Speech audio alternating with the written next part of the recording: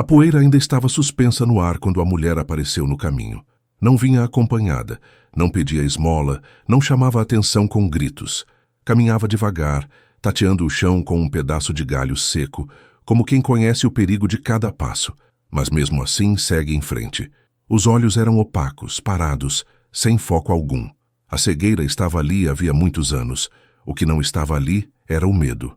Lampião avistou primeiro, fez um gesto curto com a mão e o bando reduziu o passo. Aquilo não era comum. Gente sozinha no meio da estrada costumava correr, se esconder, implorar para não ser vista. Aquela mulher fez o contrário. Parou no meio do caminho e ficou esperando. Quando os cavalos se aproximaram, ela ergueu o rosto na direção do som das ferraduras. Não enxergava os homens armados, os chapéus de couro, os cartucheiros cheios, mas sabia exatamente quem estava ali. É o capitão, disse, com a voz firme. Eu sei que é. O silêncio caiu pesado. Alguns cangaceiros trocaram olhares. Lampião desmontou devagar, o couro das botas rangendo na terra seca. Parou a poucos passos dela. E o que uma mulher cega faz esperando o cangaceiro no meio da estrada? Perguntou sem elevar a voz. Ela respirou fundo antes de responder, como quem sabe que aquela frase decidiria tudo. Vim pedir justiça, porque a lei já me virou as costas. Lampião estudou o rosto dela. Era uma mulher de idade indefinida, castigada pelo sol, pela fome e pela vida dura. As mãos eram grossas de trabalho, as roupas simples remendadas mais de uma vez. Não havia ali encenação, só urgência. Meu nome é Rosa, continuou ela, e eu sei quem o senhor é. Sei do que dizem. Sei do que o senhor faz com o coronel que passa do limite. Um vento quente passou entre os dois. Lampião inclinou a cabeça de leve. E quem foi que passou do limite com você?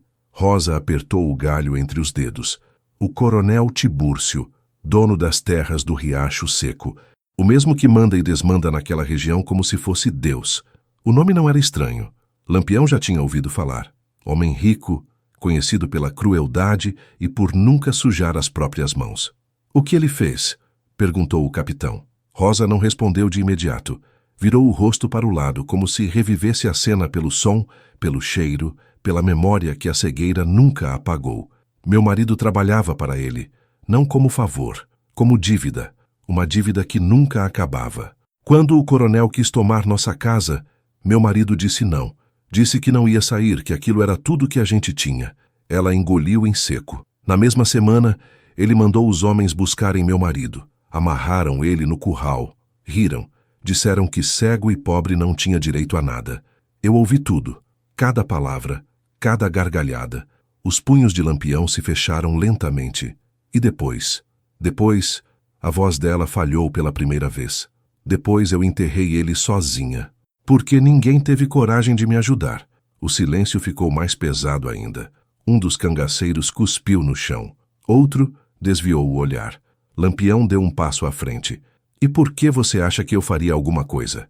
Rosa virou o rosto exatamente para onde ele estava. Porque dizem que o senhor cobra o que ninguém cobra. Porque dizem que o senhor não gosta de covardia. E porque eu não tenho mais nada a perder. Lampião ficou ali, parado, por alguns segundos longos demais. Depois falou baixo. Você sabe que quando eu entro numa história dessas não tem volta. Eu sei. Vai ter morte. Já teve. E quem sobra, carrega isso para sempre. Eu já carrego. O capitão respirou fundo. Fez um gesto para Corisco se aproximar. Onde fica essa fazenda? Rosa sorriu de leve. Um sorriso cansado, mas aliviado. Há 3 dias daqui. Eu posso não enxergar, mas conheço cada curva do caminho. Naquela noite, o bando acampou perto de um lajedo. Rosa ficou sentada perto do fogo, ouvindo os homens conversarem, limpando armas, preparando a viagem. Ninguém mexeu com ela. Ninguém riu. Ninguém fez pergunta inútil. Lampião se aproximou mais tarde. Dorme um pouco. Amanhã a estrada é longa. Não preciso dormir muito, capitão. Quando a gente perde tudo, o sono não vem fácil. No dia seguinte, partiram antes do sol nascer. Rosa seguia montada atrás de um dos homens, segurando firme. Pelo caminho, contou mais. Falou das humilhações, das ameaças, do medo espalhado pelo coronel. Falou de outras famílias, outros abusos, outras injustiças escondidas. Lampião ouvia tudo em silêncio. Cada palavra era guardada. Cada detalhe somava peso. No terceiro dia, Quando avistaram as terras do coronel Tibúrcio ao longe, Rosa desceu do cavalo e apontou com o galho. É ali, disse, onde a terra é verde, porque a água foi roubada de quem precisava. Lampião observou o casarão branco, os currais, os homens armados circulando. Fica aqui, disse ele a Rosa. O resto é comigo. Ela assentiu. Não pediu para ver. Não implorou para ouvir. Apenas se sentou numa pedra e esperou.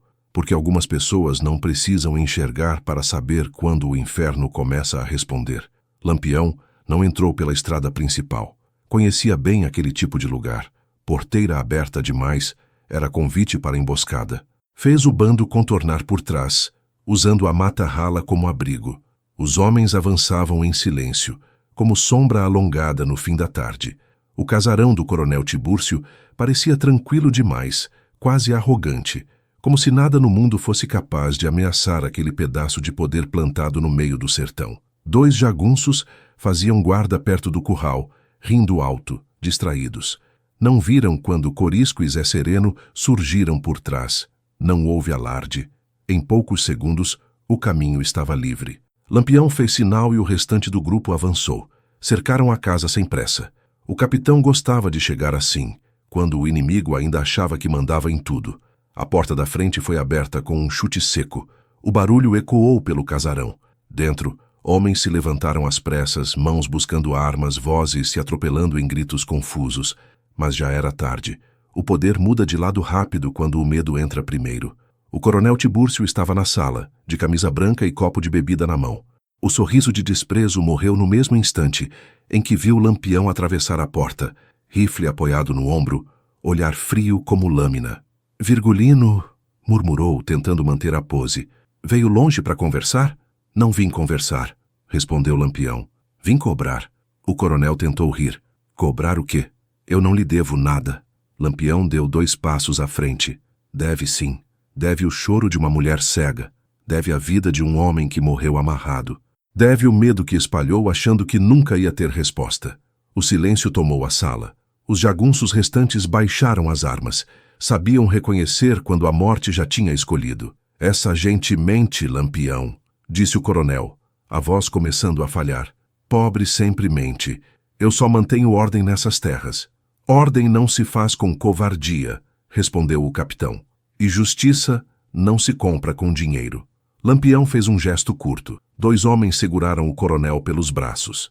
Ele tentou se soltar. Gritou ordens que ninguém mais obedecia. Leva ele para o terreiro. Lá fora, o céu começava a escurecer. As pessoas da fazenda observavam de longe, escondidas, com medo e curiosidade. O coronel foi colocado de joelhos no chão duro. Lampião se aproximou devagar. Você lembra da mulher cega? O coronel respirava rápido. Não sei do que você está falando. Lembra sim, disse Lampião. Lembra porque riu. Lembra porque achou que ninguém ia ouvir. O capitão se virou para um dos homens. Tragam ela. Rosa foi conduzida até o terreiro. Caminhava firme, mesmo sem enxergar. Parou quando sentiu o chão mudar sob os pés. Ele está aqui? Perguntou. Está, respondeu Lampião. Rosa ficou em silêncio por alguns segundos. Depois falou com a voz calma demais para quem tinha tanta dor guardada. Coronel Tibúrcio, eu não posso ver seu rosto, mas reconheço sua respiração. Reconheço o cheiro do medo que o senhor espalhou. O coronel tentou falar, mas nenhuma palavra saiu. O senhor tirou tudo de mim, continuou Rosa, mas hoje eu vim só para ouvir. Ouvir o que o senhor tem a dizer agora, que não manda mais em nada. Lampião observava atento. Não interferiu. Me perdoe, balbuciou o coronel. Eu pago o que quiser. Rosa balançou a cabeça lentamente. Dinheiro não devolve vida, nem apaga a humilhação.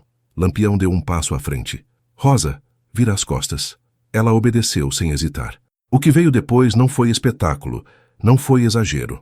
Foi rápido, definitivo, como costumava ser quando Lampião decidia encerrar uma história. O poder do coronel acabou ali, diante de todos, sem discurso bonito, sem absolvição. Quando o silêncio voltou a tomar conta do terreiro, Lampião se aproximou de Rosa. Acabou. Ela respirou fundo. As mãos tremiam, mas o rosto estava sereno. Eu sei. Dá para sentir quando acaba. Lampião fez sinal para o bando. Vamos embora. Antes de montar no cavalo, Ele se voltou para as pessoas da fazenda, que observavam à distância. Ninguém aqui vai ser incomodado. Cada um segue sua vida. Mas levem um recado. Humilhação não fica sem resposta. Rosa montou atrás de um dos homens. No caminho de volta não falou nada. Só quando já estavam longe, com a noite fechada sobre o sertão, ela quebrou o silêncio. Obrigada, capitão. Não me agradeça, respondeu Lampião. Só fiz o que precisava ser feito. Fez mais do que isso. Fez alguém ouvir. Lampião não respondeu. Olhava para frente, atento à estrada como sempre. Horas depois, quando chegaram a um ponto seguro, Rosa desceu do cavalo. Daqui eu sigo sozinha. Sozinha? Perguntou Corisco. Sempre fui, respondeu ela com um meio sorriso.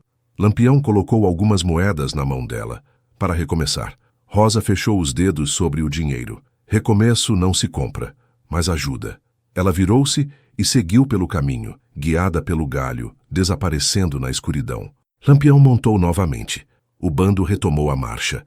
No sertão, muita gente nunca soube o que aconteceu naquela fazenda. Alguns chamaram de tragédia, outros de castigo, mas Rosa sabia a verdade. E Lampião também. Se essa história te prendeu até aqui, deixa o like para que mais pessoas conheçam essas histórias esquecidas do sertão. Se inscreve no canal para não perder as próximas narrativas, porque, enquanto houver injustiça, ainda existem histórias que precisam ser contadas. Aqui ninguém humilha impune. Aqui o sertão responde.